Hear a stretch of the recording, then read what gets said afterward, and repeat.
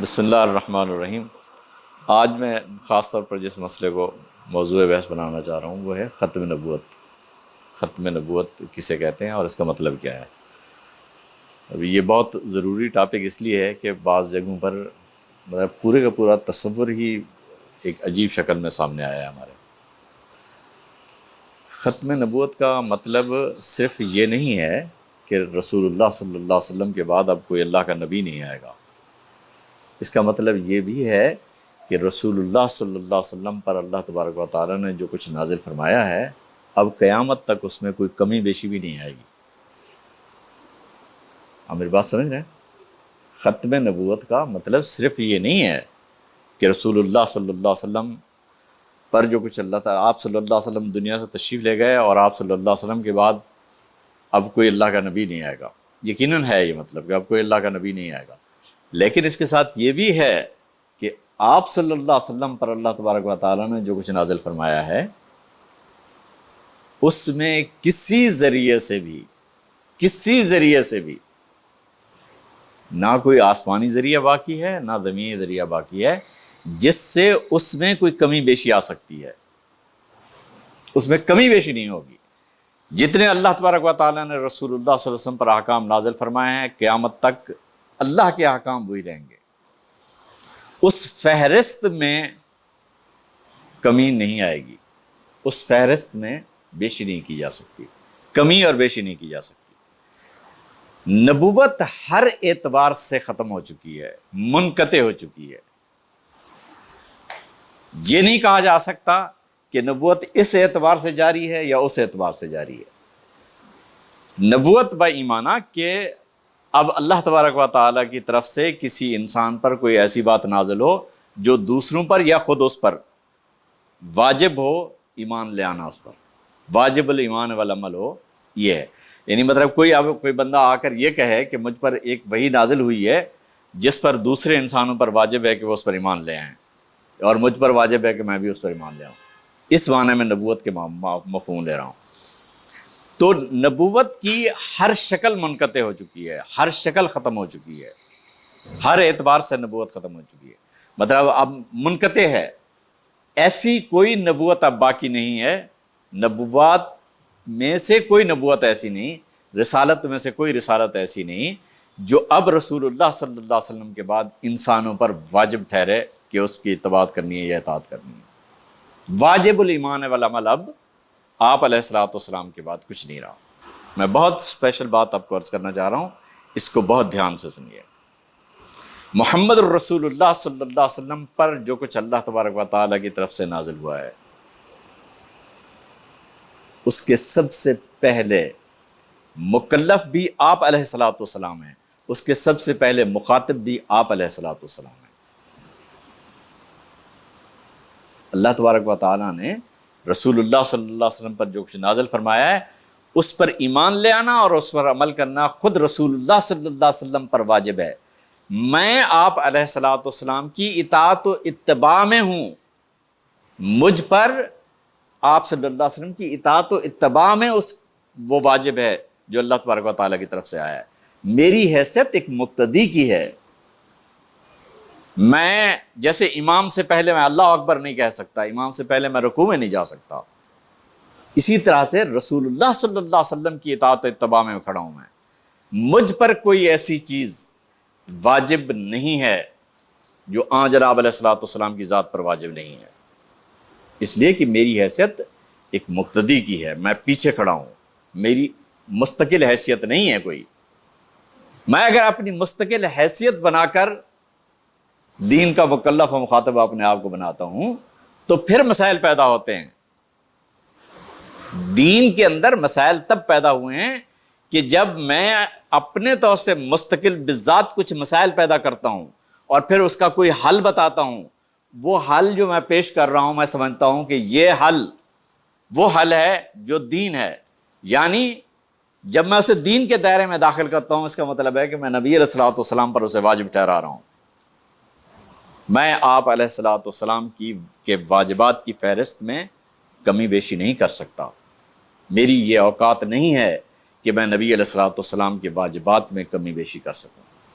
یہ وہ بنیادی اصول ہے جو ختم نبوت کے ریفرنس میں ہمیشہ پیش نظر رکھنا ضروری ہے۔ کوئی مسئلہ، کوئی بھی ایشو جب میرے سامنے زیر بحث آتا ہے اور اس کا تعلق دین سے ہو تو مجھ پر سب سے پہلے واجب یہ ہے کہ میں یہ پوچھوں کہ کیا یہ مسئلہ میرے نبی علیہ الصلوۃ والسلام کے لیے ہے، پیغمبر علیہ الصلوۃ والسلام کے لیے یہ ایشو ہے؟ پیغمبر علیہ الصلوۃ والسلام پر ایمان لے آنا مجھے یہاں لا کھڑا کرے کہ نہیں یہ رسول اللہ صلی اللہ علیہ وسلم کے لیے مسئلہ نہیں ہے، تو مجھ پر واجب ہے کہ میں اس مسئلے کو دینی مسائل کی فہرست سے نکال دوں۔ دینی مسائل کی فہرست یہ جائے کہ میں اس کے حل کو دین کا حل بتاؤں تو بہت دور کی بات ہے۔ جن مسائل کے دینی ہونے کا انحصار صرف اس بات پر ہو کہ میں سب سے پہلے رسول اللہ صلی اللہ علیہ وسلم کی ذات اقدس پر نظر رکھوں اور یہ دیکھوں کہ آپ علیہ الصلوۃ والسلام کے لیے یہ مسئلہ ہے، تو پھر ٹھیک ہے۔ اگر آپ علیہ الصلوۃ والسلام کے لیے وہ مسئلہ ہے تو پھر یقیناً وہ دینی مسئلہ ہے، اور آپ صلی اللہ علیہ وسلم پر جو کچھ اللہ تبارک و تعالیٰ نے نازل فرمایا ہے دین اسی کے اندر مقید و محدد ہے۔ اس کے سوا، اس سے باہر دین کسی چیز کا نام نہیں ہے۔ دیکھیں اللہ تبارک و تعالیٰ نے قرآن مجید میں بشر سے کلام کے 3 طریقے بیان فرمائے ہیں۔ ما کان للبشر ان یکلمہ اللہ الا وحی او من وراء حجاب، ما کان للبشر، کسی بشر کی یہ اوقات نہیں ہے کہ اللہ اس سے کلام فرمائے۔ 3 طریقے سے فرمائے گا۔